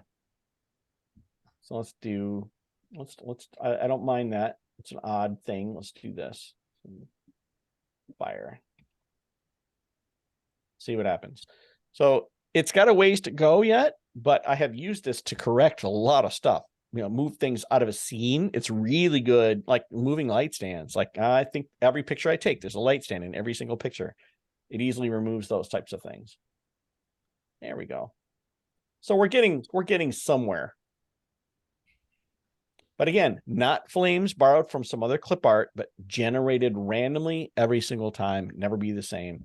It's the same diffusion process, but it is not one that is one we run locally either. This is one run on their servers. So sometimes we're in a situation where I have a body paint, for example, and I want to add some context to something. I have to actually cover up the body with a black square first. Otherwise it'll say, I'm sorry, I can't produce that. It's got nudity or something. And I'm like, So locally you can do anything you want to do. But yeah. So I'm on Photoshop all day, but I've never played around with this. Where do you find, I understand cropping out, but where do you find the regenerative part of it? So if you use the crop tool, it'll be up here at the top. Normally it's set to background default, but you can change to generative expand.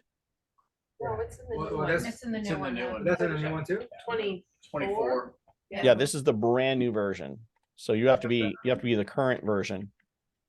So using the data. And then for any of the other tools, let's say you use a marquee here and you want to change his hat. Let's change the hat here. And when I change the hat, I actually cut inside the hairline like this. So it can change the hat. I think every selection. And then down here, you'll see this little bar is here, or there's also there's generative fill here on the edit menu, which will use the marquee. So it'll pop up this thing. You could say clown hat.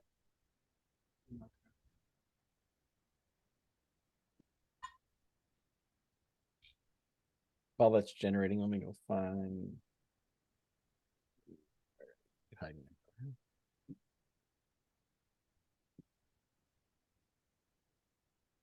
Nice. Yeah. I like the pirate hat. Just type pirate hat. Again, I don't go into a lot of detail here in the prompt because it's going to try and make it contextually fit with the situation. So you never know what you're going to get. But let's try this, and then we'll do one more. Oh, that's a pretty good hat. I think I like this one because it's more crookedy. Oh, I don't like this one. Let's use that one, and then let's take this sword out. We're offended by swords, aren't we? Yes. So we need to remove the sword. I'm trying to go around just the sword and leave the fingers intact as much as possible. Because again, it doesn't do anatomy very well. So we'll do this. I'll type this is flowers. Oops, I had a comma in there. We'll see what happens. I typed in FL comma OWERS.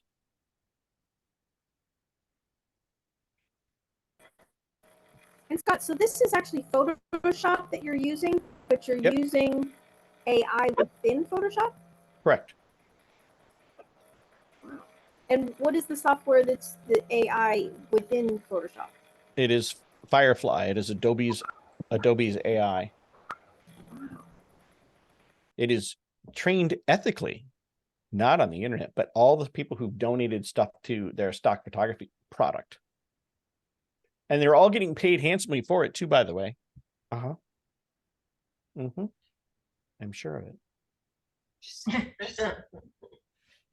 There we go. It's now gripping flowers. Yeah.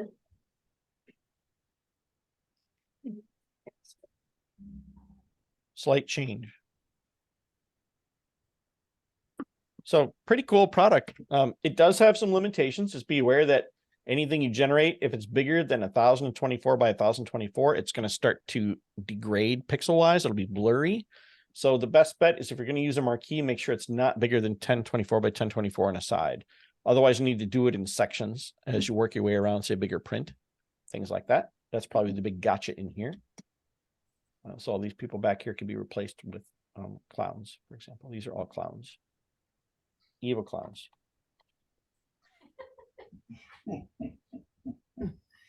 Now, again, the filter may not let me do this. It may come back and say, yeah, no, there's no such thing as evil clowns. So, or it might just do one big clown head. I don't know.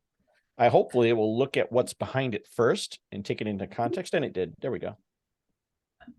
Oh my God. Evil clowns. I see why he's running now.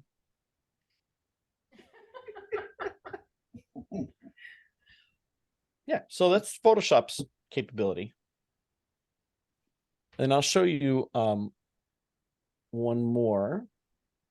And I will update my thing first before I show you this. So your first one seems much more powerful. Yeah, it can be. Okay, let me I'm trying to get to a sane place here to show you this. All right, so I wasn't gonna show this, but I'm just gonna do it anyway. So who knows what we're gonna see. These are all created locally by me. So I'm working on different concepts here. So the idea is you can take a picture and you can work through variations of it. So you can kind of see how I'm working through a specific type of outfit or thing by manipulating that seed slightly and generating different outcomes. And I've done some other ones too. Let me find my my Mr. Bean fascination. So I have all these pictures I did of Mr. Bean. All right. Where I did is I took and I had it take his face and playing with other stuff here. Here we're almost there. And replaced his face with someone else. There we go. Yes, I would take this and I would swap his face. That's fantastic. So I was doing all these locally. And I thought these were really funny. So this is using a contextual method. So you say, find the face and replace the face with this. So the rest of the picture will alter slightly. Is that in Photoshop, Scott?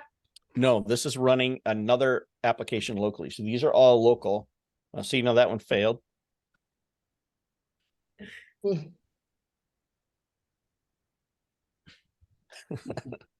No, come on. Like, so in Photoshop, if you have a face that you want to replace with another face, can you do that? No, it won't let you. That's annoying. It'll protect you from deep faking. Now, I did a bunch of these actually with my wife as well, because I can do that stuff locally. I don't know if I have any of these on here. So how did you use Mr. Bean's head then? Because isn't Because that like a because I can do it locally. oh, you mean you did it through Photoshop? No, actually, I wasn't going to show you this because it's kind of complicated, but let's talk about it. We're in bonus time anyway, so let's talk about this. Let's do. So what do you mean by locally? On his machine. It's not running through the server. It's like on his So you have your own personal AI? Correct. Here, Oh, this is He works for. let's load one of the Mr. Beans in. Let me find him.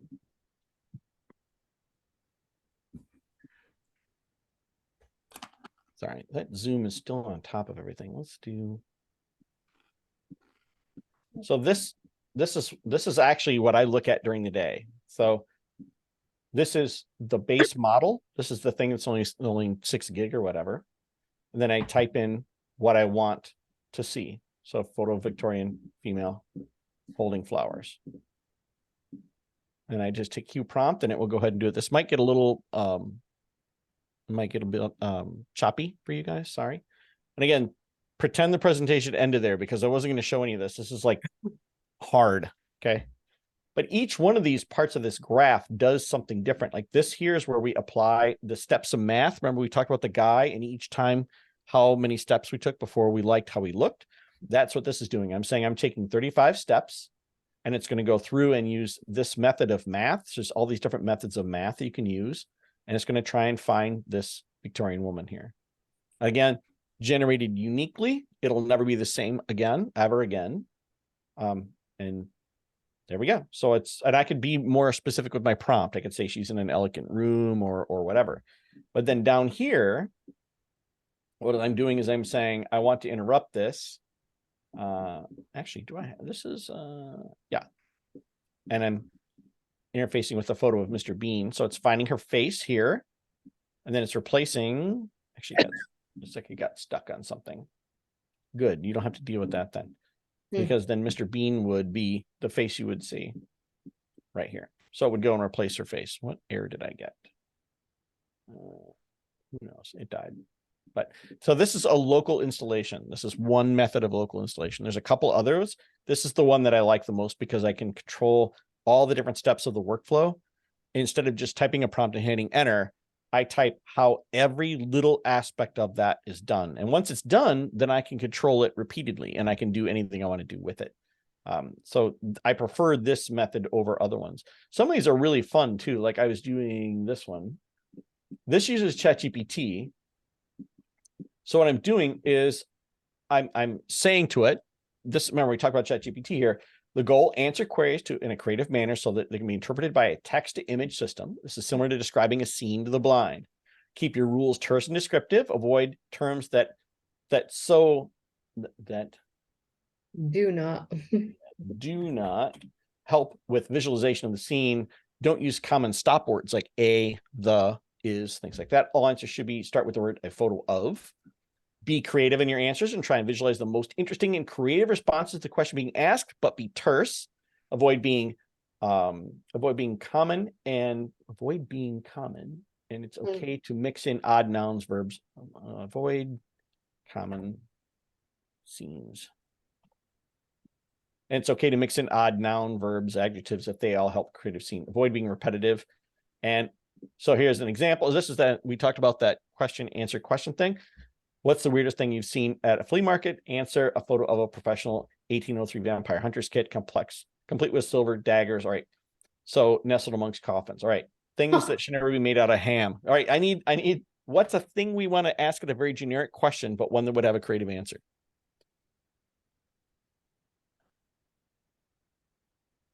Say that again. I need a really creative question, but I don't need the answer. That has a visual answer. I don't know if this is going to work, by the way. I haven't tested this in a long ass time, but that'd still be funny if it worked.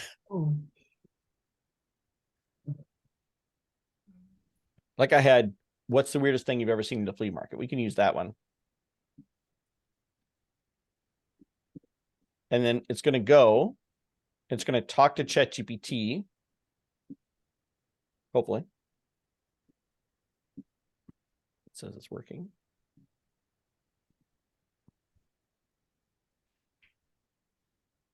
And it's going there now and grabbing that context and asks it. It says, so a photo of a beautifully intricate steampunk inspired time travel device with brass gears, shiny crystals, and mysterious glowing buttons. It was surrounded by vintage pocket watches and ornate hourglasses.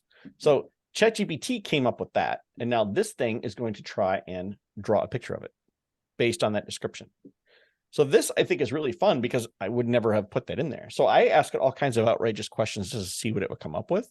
Like, what's the weirdest Christmas card you can imagine? And it would just come up with weird ass answers. So here's our ornate time travel device that it is generating from nothing. It is doing it on my local machine. is not going out to the internet to do this at all. So I can do this on my laptop on a plane if I want to. And then here's the final. So never existed before and never exist again. But I can continue to just bang on this button and see what it comes up with. Like I have no idea what it's going to make. Each time it's a little adventure. So I know this graph is a little confusing to look at, but what I do is I park myself right here. So it's an ancient, intricately carved mask with sharp, exaggerated features adorned with glistening gemstones and feathers placed inside of a collection of old mystical spell books, worn out voodoo dolls hanging from a makeshift booth. So it's just going to creatively come up with something. There we go. Well, So it's nice to be able to just kind of like let ChatGPT be random. Now it does cost money. I think I spend 0.4 cents per generation. Like it's very inexpensive, but I am paying for access to, again, we talked about the API earlier, to talk to the API behind the scenes. So it just does it for me. But I was doing weird ones like things made out of ham, which I thought was really fun. Let's do that one.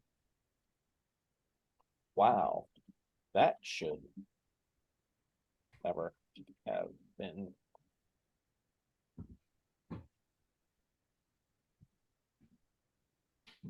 That should never be ice cream. Let's see what it comes up with. And we'll just go back over here and wait. And then this is saving to my hard drive locally. And I can do is I can generate hundreds of these and just let it go. so you're not even necessarily asking the question. No, I'm not asking the question at all. I don't think it understood what I wanted there. Right. I think I was too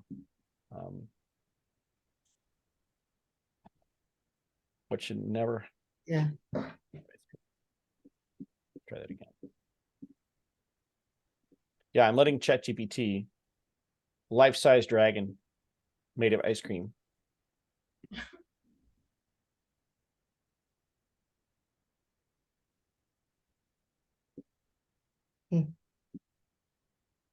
But what's neat is I have full control over this. So I can take this and I can upscale it. I can mask it out. I can do anything I want to do to it. And if I ask it again, it's going to give me a completely different answer. Even if I ask for a dragon made of ice cream, it would be a different dragon from now to eternity. Miniature city complete with skyscrapers, parks, and a tiny ice cream people going about their day. Okay.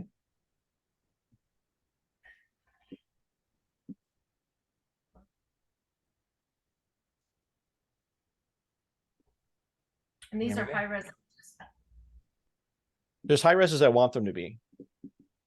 Again, because it's local to me, I can make them as big as I need to make them. So if it gets to this size here, I can now say, I want to take this image and I want to upscale it. So there's other methods I can implement. Like there's one called an SD upscaler here. And I can just take this image and say, okay, I want to upscale it by 4 times. And now it will take it to whatever size 4 times would be. And I can get all kinds of other information about how I want it handled. Like when it comes to tiling it, how do I want the edges handled? So I don't see like the squares. I don't see the edges between the squares. So all kinds of options here. And then I can just ask it to, again, save out this node. And now it'll save it to my hard drive this way. So a lot of people don't like to look at this graph. I don't mind it. There are front ends that allow this to just be in the back end so you don't see it. This is actually called Comfy, is its nickname, because everyone's like, oh, it's so comfy. And I'm like, okay. But this is like the way that a lot of us that are really into this generate stuff, because we have control over every aspect. I can even add in other imagery to this. I can say, I want to use this image as a point of departure or this face. So I was going to show, I was trying to find pictures of my wife. I did a bunch of them with my wife where I was swapping her face out. Because it was funny. Let's see if I can find those real quick here. Yeah, a few of you have met my wife before, so I don't know that I have these handy though. I don't think I do. So is that your job that you have to test those machines? Yeah, I test a lot of those models and play with those things. Yes. That's a fun job. It is pretty fun. I can't complain. I've been doing a lot of other weird ones too. Where's some of my other background ones I was making? I was doing a microscope, germ microscope thing the other day, and I came up with these. This. Thought these were kind of fun. Wow. Again, just typing in a prompt to kind of generate something that looked like in a microscope, kind of a germ made of glass, reflective, iridescent, and this is what I get. So kind of fun, different. Just trying to find some pictures. Yeah, I'd look at swap my wife's head out on some of these there. I have so many. I have thousands and thousands and thousands of pictures on here of different experiments. Oh, here we go. Almost. Can't remember if I did these before or after. Maybe after. Yeah, maybe not. Anyway, she thought it was funny. Well, here's some of the other ones I was doing. I think I was typing in horrible inventions from the 1960s or whatever. So, who knew what they were? Weight loss belt, I guess. Because it can't do text either.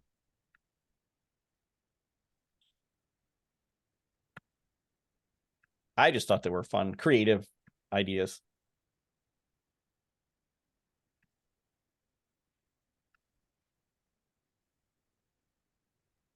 So Scott, do you have any experience with like any of the like the Imagine or Imogen or any of those?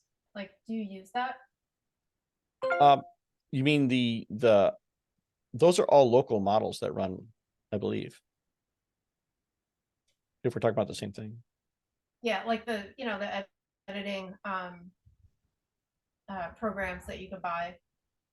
Not buy, but Yes. So those are all running the same model that we give away, and they just have set up a service where you can use that model instead of trying to do it locally. Got it. Like Creative Fabrica has one called Spark. There's one, there's a bunch of them. Night Cafe has one, but they're all running our back end, and then they're just selling that service to people who don't have the ability to run it locally. I'm trying to find these pictures of my wife because they turned out great. But the ability to swap, I was doing these. I don't know which screen I'm sharing. These are my anthropomorphized cheese. Because you're talking about the editing AI. Yeah. I think that's the. Did he get what you asked? I don't You know. think? Scott, are you using Midjourney or using? This is local. This is all local stuff. I don't use Midjourney very often. I should actually stop paying for it, in truth. So what do you, I mean, you say local, I mean, you said you're working with stable diffusion, right? Can you see this screen? Yep. This is it running locally on my machine. So it is that- actually calling a model on my hard drive, and then it is doing all the math right here, and it takes 17 seconds to render each image locally on my machine. So I can be disconnected from the internet and sit and make pictures. So when I say local, that's what I mean by local. It's not a service I'm paying for. I simply have that 6 gig file here locally, and I'm using it. So I think what people needs to know is not available for anybody, just only for you, right? No, this is available for anybody to download. Anyone can have this model and anyone can use it. But technically, it's a pain in the ass to set up, and it only runs on certain hardware. The thing to realize about this whole thing, and I give yourselves credit, right? This is bleeding edge, right? Photoshop didn't even add this to like last month, right? This is not a finished product. This is not like we go to Best Buy and we buy it, or we go online and we just download the application, we run it. This thing is updated constantly. Let's go look at the last update date on this. So I'm going to go to Comfy's thing and see when it was last updated. 5 hours ago. So 5 hours ago, can you see that screen okay? Mm-hmm. I don't know what you're seeing. 5 hours ago, this application was updated. And it usually is updated 2 or 3 times a day. So it is broken often. It is not a refined product. that is bug-free, has a wonderful user experience.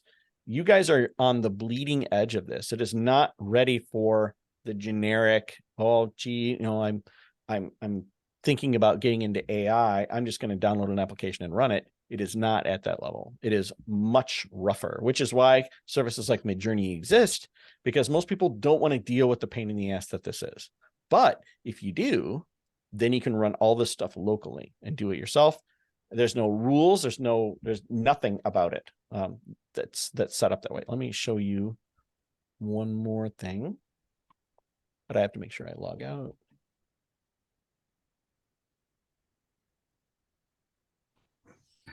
Oops.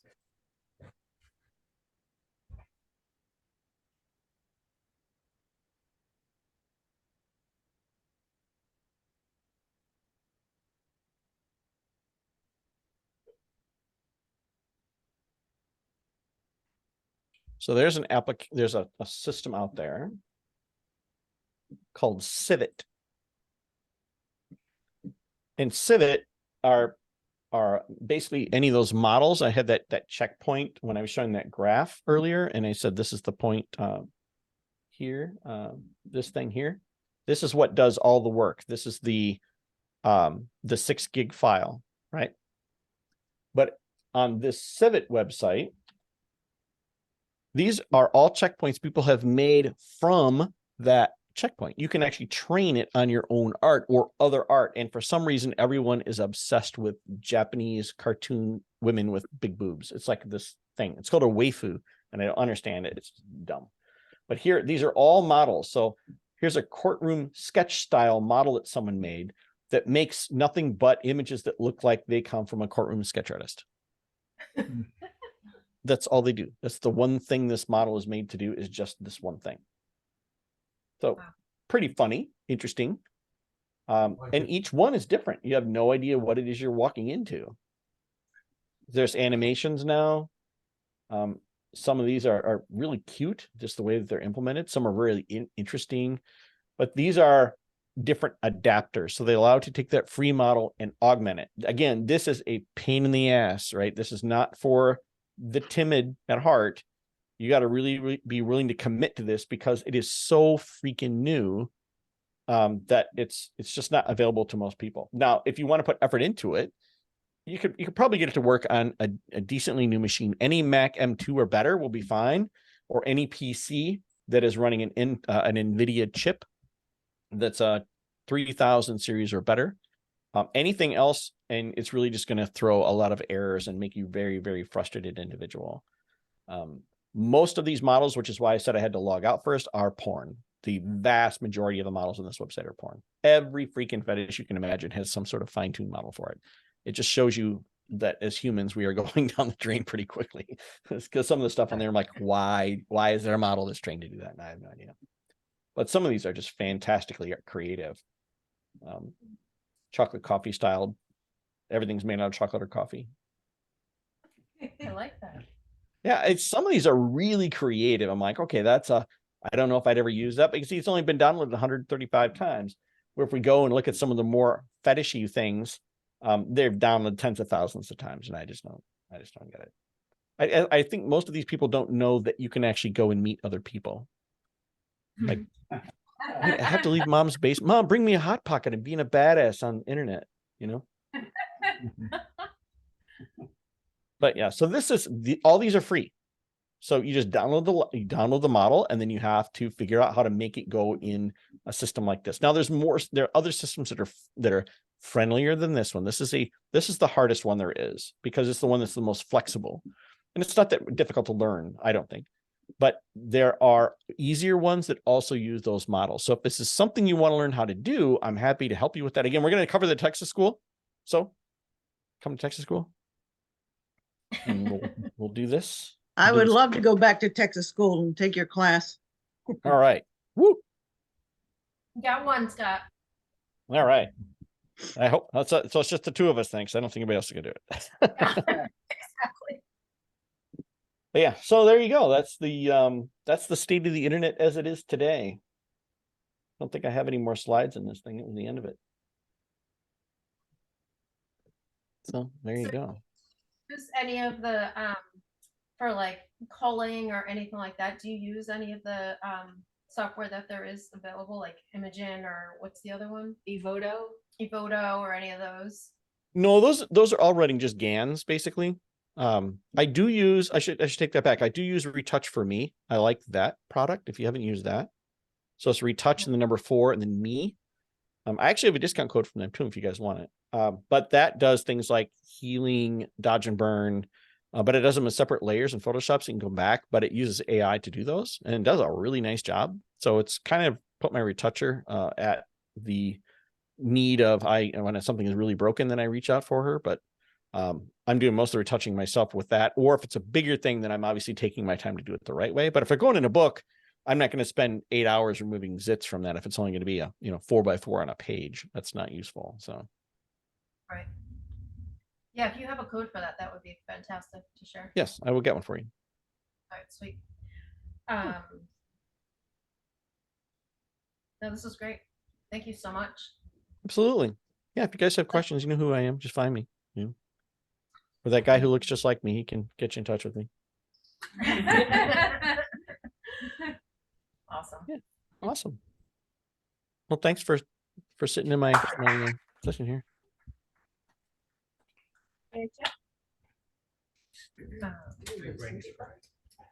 All right. All right. We'll see you in a few months, maybe sooner. All right. See you later, man. See you later, Scott. Thank you. Thank you. Bye. Bye.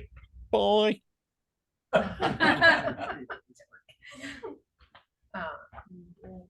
right.